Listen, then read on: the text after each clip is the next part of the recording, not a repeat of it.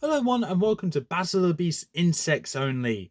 This is battle number 10 of this tournament and the third battle of the quarterfinals. This battle involves the two beasts that you can see in the title below and the thumbnail, and quite frankly, I think this is one of the more interesting matchups. However, I didn't give it the final matchup because I feel the next one is a little bit more interesting. Plus, given the same beast the last matchup of this series of the round, two times in a row, has been done before, but I'm trying to break away from that trend. Same with the first beast of each round as well. So that might go completely out the window in the next round, but we'll find out later. But right now, let's introduce the beasts. Representing Series 15, Velmal's I can't talk anymore. Representing Series 15, Velmal's Revenge. There we go. The only insect beast to participate in this tournament from that series, we have Quagos, the Armored Beetle, the killer of Diprox, the Buzzing Terror, versus his opponent, the killer of Vespic, the Wasp Queen from round one. One of the only two specials in this tournament and the second special to participate in this round. So, this beast has a previous reputation on previous tournaments where this beast was the runner-up of the Specials Generation tournament. So, with that, let's introduce her. We are, of course, talking about Creta, the Winged Terror. So, Quagos versus Creta. Interesting matchup, if you ask me. Because you got, well, like I said, with Quagos versus Diprox, shield versus a sword, but this sword is more defensive now. So Quagos has his work cut out, but I know he has a chance because I was also like with battle number one of this tournament, like with battle number one, or in this case battle number 8 of the quarterfinals. I dreamt about this matchup, and I do believe this is going to be a good one.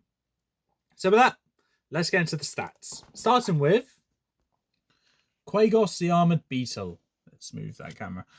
One of the 4 ancient beasts of Tangala, Quagos is a giant armored beetle with the strength to burrow through the hardest earth and smash down walls. Her gleaming shell can withstand most blades, and her iridescent spikes can puncture flesh with ease. While the silver scepter of Tangala is safe, Quagos cannot harm the kingdom. Age 302, power 294. Magic level 179, fright factor 91, size 289. Powers and abilities: natural weaponry, natural armor, likely flight, which will give her enhanced strength, enhanced speed, and burrowing and earthquake generation. Weaknesses: unarmored legs and armor limits. Moving on to Creta. Creta, the Winged Terror. This beast is made of countless flying insects forming a column, which then sprouts arms and wings.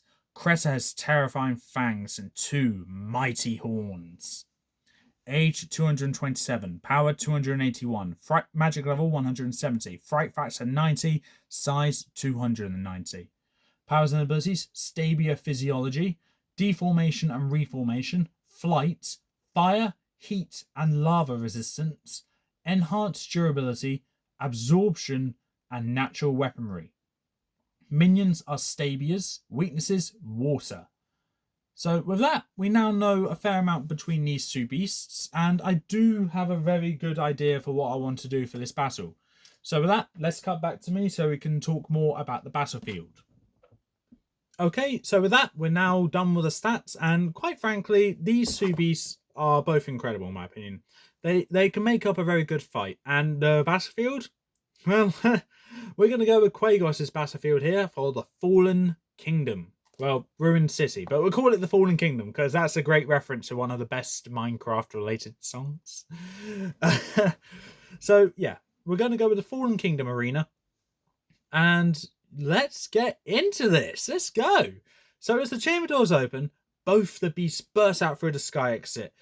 Quagos comes out in one and just roars into the arena as he scuttles his way down the arena wall into the arena, going around the ruined kingdom. As a storm of Stabius burst through the sky exit, creating a vortex of sorts as they swirl back down to the ground, right in front of Quagos. Out comes one giant insect-like hand, then another, and then Creta emerges from it. Quagos, not wasting any time, charges up towards Creta to give one slash of his pincers towards Creta. It goes right through Creta with a giant gash leaving it there, but the Stabias just reform up there. And Creta lifts up her two front claws and brings them down directly on Quagos, smashing him into the ground. Quagos burrows under the ground from the smash, already giving him a good head start, and making his way towards a building to the left of them, which he noticed before he went down. He emerges up inside the building and knocks down the wall as the building topples down directly on top of Creta. Creta sees this and deforms immediately, causing a bunch of Stabias to fly from every direction and reforms on top of that fallen building. A good amount of those Stabias were caught in that falling. Let's say 100,000 was caught in that building and crushed. And the ground beneath Creta, well, that gave way as well. Creta immediately charges up towards Quagos again, but Quagos is already going underground again. Creta follows through, ignoring the shudders of the earthquake, trying to make her way along the tunnel going up for Quagos. Creta decides that it will be more efficient if she goes into a swarm form and charges up towards Quagos. Quagos comes out of the ground to knock over another building. As he does, the building topples down on top of Quagos as the swarm emerges out, crushing any of the Stabias out on top of Quagos. But the Stabias out underneath Quagos reform into Creta, knocking Quagos over. As Quagos trying to come back onto his legs, Creta goes into a swarm form again and starts clouding Quagos' vision. As the Stabias starts biting onto the shell, not doing anything, but they start crawling along Quagos as well, going along his underbelly, finding anything to go inside of Quagos in. Quagos eventually gets back onto his legs, and at that point, Stabias have already gone inside of Quagos through the gaps in his eyes, his mouth, and they're just making his way around Quagos, causing immense discomfort amongst this beast. Quagos then charges up to another building, rams right into it, and lets the building fall on top of him, denting his armor immensely. But the Stabias out in there get the shudder, very violent shudder, as they begin to lose consciousness. He does it again, slams into another building for them to fall on. That would kill the Stabias that's inside of Quagos. Any of the remaining Stabias that are outside of Quagos swarm up above Quagos, push him down into the ground, and using one insect-like claw, grabs at Quagos' mouth and pulls it open, pinning Quagos down because Creta's on top of Quagos. Quagos is roaring in pain, trying to slash at Creta, but the attack's going right through her. Creta then takes up to the sky, bringing Quagos with him, grabbing on just by the mouth of Quagos, and then instead of chucking him down, Creta just goes into a swarm form, dropping Quagos a very long way down, smashing him into the ground shell first. As Quagos regains consciousness of being winded, he's greeted by the swarm of Stabias coming down straight towards Quagos. As they form into Creta pile drives right into Quagos' underbelly, which is unarmored. As Quagos feels the weight of the Stabias stabbing at Quagos, Creta is now slashing at Quagos' underbelly. Quagos is using his legs to stab at Creta, but Creta's not allowing it. She uses her wings, extends them, and flaps them, just slashing at all the legs, slicing them off almost effortlessly.